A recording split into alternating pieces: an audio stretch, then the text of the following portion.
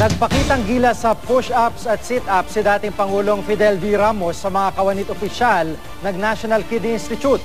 Isa na lang pong kidney o bato ng dating Pangulo na 85 years old na po ngayon. Kaya siyang napili na maging panauwing pandangal sa inilunsad na National Kidney Month Celebration. May report si Oscar Oida. Na-testing ng wala sa oras ang kalusugan ng mga taga-National Kidney Institute at ilang kagawad ng Bureau of Fire matapos silang hamunin mag-push up ni dating Pangulong Fidel V. Ramos sa Quezon Memorial Circle kaninang umaga. Ang OIC ng NKTI na si Dr. Jose Dator napilitang sumabay. 1, 2, 3. Nakasabay naman siya nung una, pero kalaunan. Pero si FBR tila wala pang balak huminto. Sandali lang, hindi pa tayo tapos. Matapos ang push-ups, akalain mong naghamon pa ng sit-ups. 1, 2, 3, 9, 10. Ako ba? Pati po ako, walang kawala. Hamunin ba naman? Palakasan daw ng grip.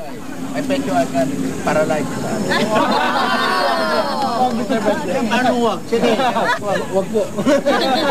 Masakit. Malakas pag-grip nyo. Ilakas mo. Ang pag-eehersisyo at pagkakaroon ng tamang diet, sikreto raw niya kung bakit sa kabila ng kanyang edad na 85 ay healthy pa rin siya. Kahit pa raw isa na lang ang kidney niya. Ano ang kidney?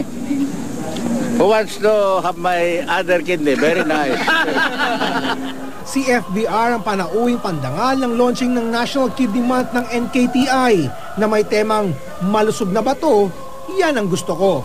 Hangarin ng proyekto, mapromote ang pangangalaga ng kidney, lalo't lumalabas sa pag-aaral ng Department of Health na isang Pilipinong namamatay kada oras dahil sa sakit sa bato. We also advocate at least once a year screening, doing urinalysis kasi doon malalaman na kagad kung meron kang sakit sa bato, and ang sakit sa bato kasi magagamot mo habang maaga pa eh. Oscar Oida, GMA News.